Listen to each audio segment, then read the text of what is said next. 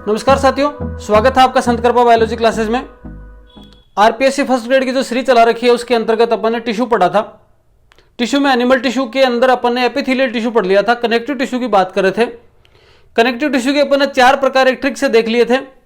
पहला था simple connective tissue, दूसरे नंबर का क्या था डेंस या कंडेंस कनेक्टिव टिश्यू, तीसरे नंबर का था फ्लूइड कनेक्टिव टिश्यू और चौथे नंबर का क्या हो गया, चौथे नंबर का हो गया स्केलेटल कनेक्टिव टिश्यू, कंकालीय आपके संयोजी ऊतक।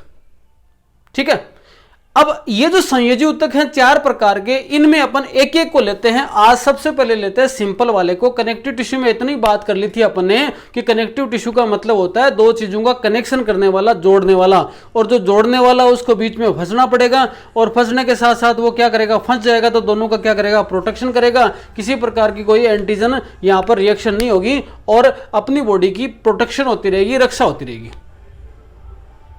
ठीक है, ये सब अपन ने पढ़ लिया था कनेक्टिव टिश्यू के अंदर, थोड़ा थोड़ा अपन ने ले लिया था। अब एक एक को देखो, बारीकी से समझना। और आप क्या करना कि जैसे मान लो कि मैं पढ़ा दूं, ये टॉपिक थोड़ा समझ में आ जाए, उसके बाद स्क्रीनशॉट ले लेना, उसके बाद उसमें स्क्रीनशॉट से लिखते रहना। साथ साथ लिखोगे तो मैं बोलने वाली बातें भूल जाओगे, क्योंकि मिल तो जाएगा किताब में भी। आप 11th-12th की किताब उठाओ, आपकी 11th वाली किताब उठाओ एनिमल टिश्यू और आराम से पढ़ लो, कोई समस्या नहीं है। मेरा काम है आपकी चीजों को सरल करना, आपके पढ़ने को आसान करना, ट्रिक के माध्यम से या फिर बात के माध्यम से समझाकर आपको मैं सरलीकरण के रूप में पढ़ाऊंगा। वो बातें हैं, बाकी मैटर तो मिल जाएगा आपको। 2-3 किताबों को कॉम्बिनेशन करके, सरल करके, अलग अलग कौन सा मैटर आपके कितना काम का है वो सब करके ही पढ़ाना मेरा उद्देश्य है। बाकी मैटर तो मैंने बता ही दिया था आपको, बुक सारे की सारी उठा लो और पढ़ लो, कोई समस्या वाली बात नहीं है। पर सरलीकरण करके अपन पढ़ेंगे। देखो बात को समझना। सरल संयोजी ऊतक, सबसे पहला प्रकार कनेक्टिव टिश्यू का simple connective tissue. Simple connective tissue में अपन ने एक बात देखी थी कि सिंपल कनेक्टिव टिश्यू के अंदर क्या होगा, मैट्रिक्स की मात्रा ज्यादा होगी। अब इस बात को समझो। देखो, अगर किसी स्थान पे मैट्रिक्स की मात्रा ज्यादा होती है, तरल की मात्रा ज्यादा होती है, तो किस रूप में होगी वो, एक सेमी लिक्विड या जेली के रूप में।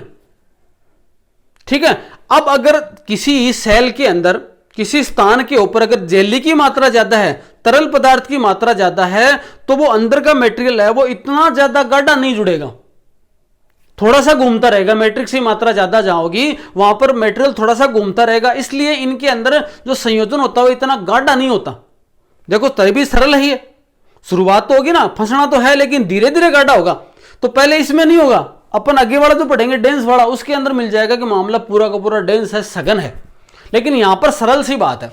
अब इसके देखो 4 प्रकार है। प्रकार आपको याद नहीं रखने, केवल एक एक प्रकार की बातें समझ लो। Areolar simple connective tissue. Areolar का मतलब जिसमें अवकाश पाया जाता हो, जिसमें स्पेस पाया जाता हो, अंतराल पाया जाता हो। एक डायग्राम देखें आप। डायग्राम में आपको एक सेल नजर, एक जो आपका टिश्यू नजर आ रहा है, टिश्यू में आपके कई प्रकार की सेल नजर आ रही हैं। एक आपको मैट्रिक्स नजर आ रहा है और फाइबर नजर आ रहे हैं।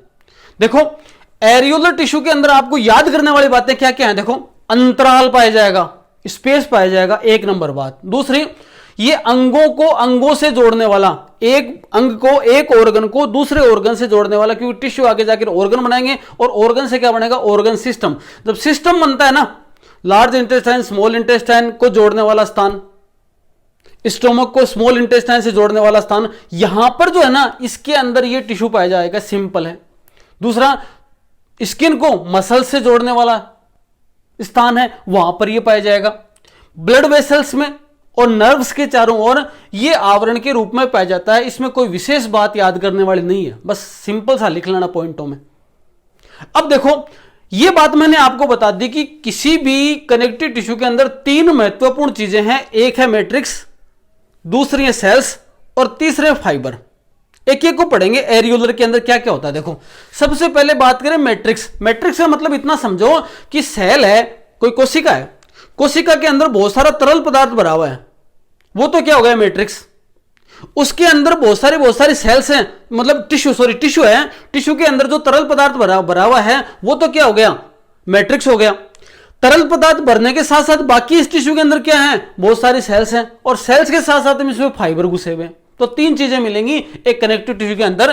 तो मैट्रिक्स की मात्रा ज्यादा होती है, पहले ही बात कर ली थी अपन ने। ट्रांसपेरेंट होगा, क्योंकि जेली के रूप में है, तरल के रूप में है और ढीला ढीला संयोजन है, इसलिए अपने आप ही क्या हो गया, ट्रांसपेरेंट हो गया, सेमी सॉलिड, सेमी लिक्विड भी बोल सकते हैं इसको, सेमी सॉलिड बोल दो चाहे सेमी लिक्विड बोल दो, जेली के रूप में पाया जाएगा ये।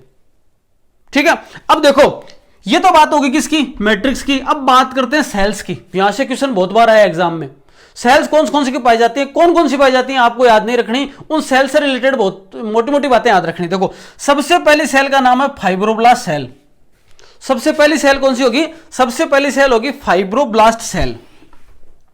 सबसे बड़ी, सबसे पहली मान लो सबसे बड़ी है, सबसे अधिक मात्रा में, और काम क्या करेगी ये, फाइबर की प्रोटीन का सीक्रेशन करेगी।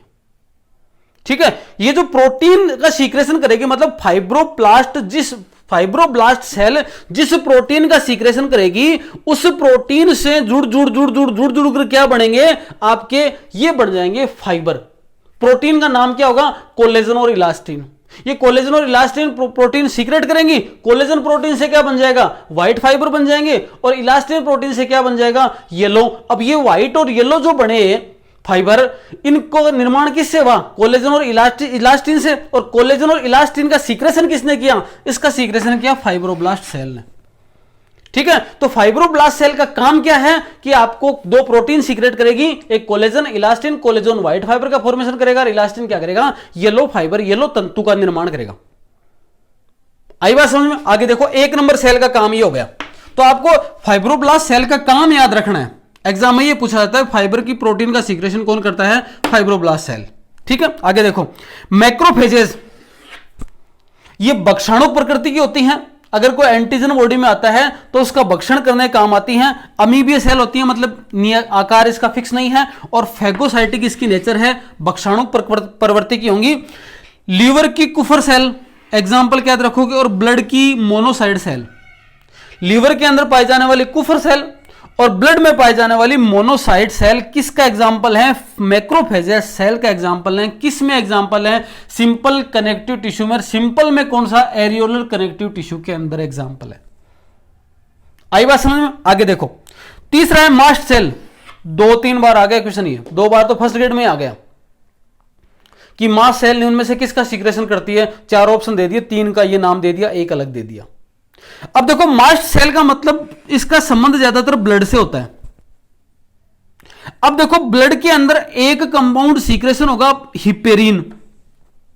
अगर किसी कारण से ब्लड बॉडी में क्लोटिंग की नेचर में आ रहा है, क्लोट हो रहा है, स्कंदक हो रहा है, तो ब्लड को शरीर में क्लोट होने से बचाने के लिए क्या सीक्रेट होगा, हिपेरिन सीक्रेट होगा। और ये हिपेरिन जो होगा वो कौन सीक्रेट करेंगी, मास्ट सेल। और ये मास्ट सेल है कहां, ब्लड के अंदर, मतलब कनेक्टिव टिश्यू में, सिंपल कनेक्टिव टिश्यू के रूप में यहां पर मास्ट सेल पाई जाती है, इसमें पाई जाती है। क्लियर है। दूसरी बात, मतलब प्रतिस्कंदक के रूप में काम भी याद रखना, हिपेरिन का काम क्या है और इसके द्वारा कौन कौन सी सेल, इस सेल से कौन कौन से जो ये केमिकल सीक्रेट होते हैं, एक बात। दूसरी बात हिस्टामिन, ये एलर्जी कारक है। जैसे मान लो कई बार मच्छर काट लिया तो हिपेरिन क्या करेगा, आपको बताएगा कि आपका बॉडी में मच्छर काट लिया और फिर वहां से थोड़ा सा लाल हो जाएगा, ये उसका काम हो गया। सॉरी, हिपेरिन हिस्टामिन का। डस्ट जाती है और डस्ट नाक में जाती है और अपने को छींक आना शुरू जाती है, तो इसका मतलब हिस्टामिन कर रहा है ये काम। तो ब्लड का हिस्टामिन है ना, ये बताता है बॉडी को कि आपकी एलर्जी है, तो एलर्जी कारक के रूप में छींक आती है। तो ऐसे जो भी कारण है, खुजली हो जाती है कई बार, तो ये सब हिस्टामिन क्या सीक्रेट करेगा, किसके कारण होता है इसका सीक्रेशन, एलर्जी कारक के रूप में करेगा कौन, ब्लड करेगा, मास्ट सेल के रूप में। अब देखो आगे सेरोटोनिन, वेसल्स कंस्ट्रक्टर। जो वेसल्स हैं, वेसो कंस्ट्रक्शन, जो ब्लड वेसल्स हैं उनमें सिकुड़न की प्रकृति जो है, उनमें बीपी वगैरह के दौरान या फिर और किसी कारण से ब्लड को जो कंस्ट्रक्शन प्रकृति है उसको सिकोड़ना, फैलाना, ये सब काम के अंदर कौन काम आएगा, सेरोटोनिन आएगा। तो इन 3 के काम याद रखना, और इन 3 का सीक्रेशन कौन करता है, मास्ट सेल करती हैं, ये बात याद रखना।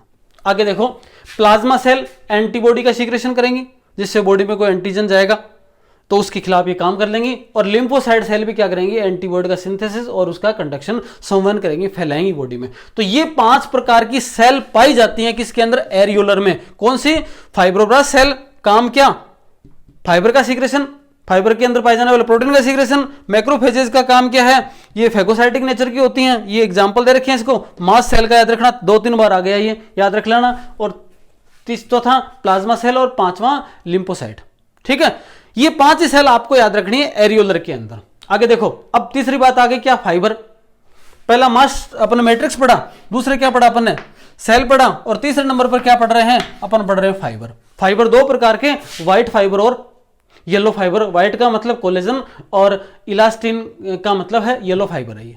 इसका सीक्रेशन कौन करता है, इसका सीक्रेशन करता है आपकी कौन, फाइब्रोब्लास्ट सेल। ठीक है, ये डायग्राम है, डायग्राम में आपको सभी चीजें नजर आ रही हैं। डायग्राम के में आपको नजर आ रहा है कि कहां पर आपको मास सेल है, कहां पर आपके जो देख लिया होगा आपने, कहां पर आपकी प्लाज्मा सेल है, कहां पर लिम्फोसाइट है, कहां पर फाइब्रोब्लास्ट सेल है, कहां पर मैक्रोफेजेस है। ये सारे की सारी कंडीशन आ गई। इन तीनों को चारों को से पढ़ लिया आपने, किसको पढ़ लिया आपने, एरियोलर कनेक्टिव टिश्यू। आई बात समझ में। आगे देखो, दूसरा है adipose connective tissue. Adipose simple connective tissue, ये इसी के जैसा होता है। 1 नंबर बात, डायग्राम देखो, इसमें भी क्या प्रेजेंट है, इसी के जैसा होता है। इसमें भी क्या प्रेजेंट है, इसमें प्रेजेंट है मैट्रिक्स। मैट्रिक्स के अंदर देखो ये है कहां, एडिपोज टिश्यू स्किन के नीचे, अपनी त्वचा के नीचे वसा के रूप में, फैट बॉडीज के रूप में व्यवस्थित होता है एडिपोज टिश्यू। फैट जो अपनी जो स्किन के नीचे जमती जाती है फैट, उसका मतलब वहां पर क्या है, एडिपोज टिश्यू है। सेल्स कौन सी होती है इसके अंदर, फाइब्रोब्लास्ट सेल, बाकी नहीं होती। और ये फाइब्रोब्लास्ट सेल देखो, यहां पर जो फाइब्रोब्लास्ट सेल है वो इस प्रोटीन का सीक्रेशन कर रही है, लेकिन यहां की फाइब्रोब्लास्ट सेल क्या कर रही हैं, स्टोरेज ऑफ ऑयल, ऑयल को स्टोर कर रही हैं। आप जो ऑयल लेते हो बॉडी फूड के रूप में, फैट जो जाता है उसको स्टोर कर रही हैं, और किसके रूप में जमा कर रही हैं, फैट ग्लोब्यूल के रूप में जमा कर रही हैं, और वो धीरे धीरे जमा होता रहता है, और जो हेल्थ बनती जाती है। ये टिश्यू बॉडी का फूड स्टोरेज है, बॉडी का फूड स्टोरेज हो गया। अगर विपरीत परिस्थिति में आपने खाना नहीं खाया, मल न्यूट्रिशन की कंडीशन तो चलो अलग हो गई, किसी कारण से जैसे मान लो कि आपने फास्टिंग है, फास्टिंग के दौरान क्या होगा कि जैसे आपके जो बॉडी का है कार्बोहाइड्रेट काम ले लिया आपने, दूसरे नंबर पर फैट को बॉडी को काम में लेना है, डिप्लीट करना है, तो इस कंडीशन के अंदर टिश्यू के अंदर जमा फूड है ना वो काम आने लग जाएगा। किसी की हेल्थ बहुत ज़्यादा है और वो फिर जिम वगैरह 10-15 दिन खाना थोड़ा सा कम करता है और फ्रूट वगैरह लेता है, तो उसकी बॉडी का फैट है ना वो क्या हो जाता है, डिकम्पोज होने लग जाता है, खत्म होने लग जाता है। तो ये बॉडी का फूड स्टोरेज है। एग्जांपल वेल ब्लबर और हम्प ऑफ कैमल है ना। वेल है ना, वेल मछली जब पानी में चढ़ती है तो उसके साइड के जो पंख टाइप लगते हैं वो वाला पीठ के पीछे सारा का सारा ये फैट जमा होता है। और हम्प ऑफ कैमल, कैमल है ना उसकी कुब्बड़ जो नजर है, ऊंट की कुब्बड़ है ना, वो इसकी हम्प ऑफ कैमल, ये इसके एग्जाम्पल एडिपोज कनेक्टिव टिश्यू के। तो इतना याद रखना यहाँ पर कि फाइब्रोब्लास्ट सेल यहाँ पर काम क्या करती है, यहाँ पर फाइब्रोब्लास्ट सेल क्या काम करती है, एग्जाम्पल आपको याद रह जाएगा ये। तीसरा नंबर का देखो pigmented simple connective tissue. Pigmented का मतलब रंजक, वर्णक, कलर की बात हो गई। और पिगमेंटेड होंगे तो कहां होगा, स्किन के नीचे। और इसमें इसका जो मैट्रिक्स होता है, इन जो सिंपल कनेक्टिव टिश्यू में जो मैट्रिक्स होता है, उस मैट्रिक्स के अंदर क्रोमेटोफोर और लिम्फोसाइट्स, ये कुछ सेल्स होती हैं जो वर्णक का जो आपके पिगमेंट है उसका क्या करती हैं, सीक्रेशन करती हैं। और फाइबर कौन सा पाया जाता है इसके अंदर, येलो फाइबर प्रेजेंट होता है। ठीक है, यहां पर फाइबर का कोई रोल नहीं है एडिपोज कनेक्टिव टिश्यू में। आगे देखो रेटिकुलेट सिंपल कनेक्टिव टिश्यू, इसको देखो मैट्रिक्स है।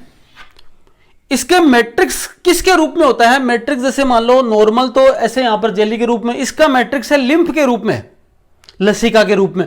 और उस लसिका के अंदर, उस लिम्फ के अंदर क्या प्रेजेंट है, उसके अंदर फाइबर प्रेजेंट। और फाइबर ऐसे प्रेजेंट है जैसे जालिका है, जालिका तंतु के रूप में फाइबर प्रेजेंट है। और इन फाइबर तंतुओं के द्वारा क्या होता है, ब्लड जो कार्पसेल्स है उनका निर्माण होता है, रक्त कणिकाओं का निर्माण होता है, WBC है, RBC है, उनका निर्माण होता है। और इसके एग्जाम्पल क्या है, लिम्फ ग्लैंड, लिम्फ के जैसा है तो लिम्फ ग्लैंड है, और बोन मेरो और स्प्लीन, इनमें है ना वो क्या निर्माण होता है आपके, इसका निर्माण होता है किसी रक्त कणिकाओं का। तो लिम्फ ग्लैंड है, बोन मेरो है, स्प्लीन है, ये इसका एग्जाम्पल है। ये सारा का सारा अपन ने पढ़ा किसके अंदर, पहला कनेक्टिव टिश्यू का पहला। मैं एक बार 2 मिनट के अंदर सारा रिवाइज करता हूं, ध्यान से सुनना।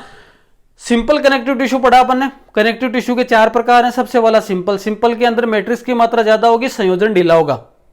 सबसे पहला भाग है इसका एरियोलर, अंतराली, अंग से अंग को जोड़ने वाला, त्वचा से पेशियों को जोड़ने वाला, स्पेस कम है, मैट्रिक्स ज्यादा है। ठीक है, स्पेस ज्यादा है और मैट्रिक्स ज्यादा है। सबसे पहले इसमें मैट्रिक्स है, मैट्रिक्स जो हो गया वो ज्यादा हो गया, ट्रांसपेरेंट हो गया जेली के रूप में। सेल्स है, इसमें 5 प्रकार की सेल है। पहली ये फाइब्रोब्लास्ट सेल है, ठीक है, जो फाइबर प्रोटीन का सीक्रेशन करेगी, एक नंबर की बात होगी। मैक्रोफेजेस सेल हैं जो आपके लीवर के कुफर में, और आपके दूसरा कहाँ, ब्लड की मोनोसाइट के अंदर। मास सेल 3, ये इंपॉर्टेंट है, याद रखना। चौथे नंबर की प्लाज्मा और 5वें नंबर की लिम्फोसाइट, ये 5 तो होगी सेल, और फाइबर व्हाइट और येलो ये फाइबर हो गए, ठीक है। उसके बाद एडिपोज टिश्यू, एडिपोज टिश्यू मतलब अपनी स्किन के नीचे फैट के ग्लोब्यूल के रूप में, और स्टोरेज ऑफ फूड स्टोरेज है अपनी बॉडी का, एग्जांपल दे रखे हैं। पिगमेंटेड क्या हो गए, स्किन के नीचे क्रोमेटोफोर और लिम्फोसाइट सेल इसके अंदर पाई जाएंगी, और येलो फाइबर इसके अंदर प्रेजेंट होंगे, व्हाइट फाइबर एब्सेंट होंगे। और रेटिकुलेट का मतलब कि जो आपके जालिका के रूप में पाया जाएगा, रक्त कणिकाओं का निर्माण होगा। और लिम्फ ग्लैंड और बोन मेरो स्प्लिन, ये इसके क्या हैं, एग्जाम्पल हैं। इतना सब अपन ने पढ़ा किसमें, सिंपल कनेक्टिव टिश्यू के अंदर। आज के लिए इतना ही, धन्यवाद, शुभ रात्रि।